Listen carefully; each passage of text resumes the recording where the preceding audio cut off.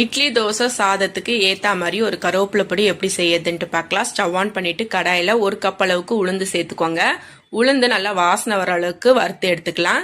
வறுத்து பிறகு நம்ம ஒரு தட்டில் மாற்றி ஆற வச்சிடலாம். 1/2 கப் அளவுக்கு கடலைப்பருப்பு சேர்த்து அதே மாதிரி வறுத்து எடுத்துக்கலாம். எந்த பொருளும் கருகாமல் வறுத்து எடுத்துக்கோங்க. 1/4 கப் பொட்டுக்கடலை சேர்த்து ஒரு 2 நிமிஷத்துக்கு வறுத்து எடுத்துக்கலாம். 20 போல் பூண்டு எடுத்துருக்கேன், தட்டி சேர்த்துக்கிறேன். அதையும் நல்லா வறுத்து எடுத்துக்கலாம். 20 வரமிளகாய், 1 ஸ்பூன் கல்லுப்பு சேர்த்து வறுத்து எடுத்துக்கலாம். காரத்துக்கு நான் 20 மிளகாய் சேர்த்துருக்கேன், இது கரெக்டாக இருக்கும். நல்லா வறுத்து எடுத்துட்டு பிறகு கருவேப்பிலை சேர்த்துக்கலாம். நான் கருவேப்பிலையை நல்லா காய வச்சு எடுத்துருக்கேன்.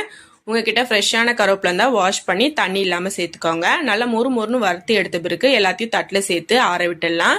கூடவே 1/2 ஸ்பூன் பெருங்காயத்தூள் சேர்த்துருக்கேன். இது எல்லாத்தையும் நல்லா மிக்சி ஜாரில் சேர்த்து நைஸாக அரைச்சிட்டு வந்துடலாம். அவ்வளோதான், நம்மளோட கருவேப்பிலை பொடி சூப்பராக ரெடி ஆயிடுச்சு. இதை ஒரு டைட் கண்டெய்னரில் போட்டு ஸ்டோர் பண்ணி வச்சுக்கோங்க. வீடியோ பிடிச்சிருந்தா லைக் பண்ணி சப்ஸ்கிரைப் பண்ணிக்கோங்க. தேங்க்யூ, தேங்க்ஸ் ஃபார் வாட்சிங்.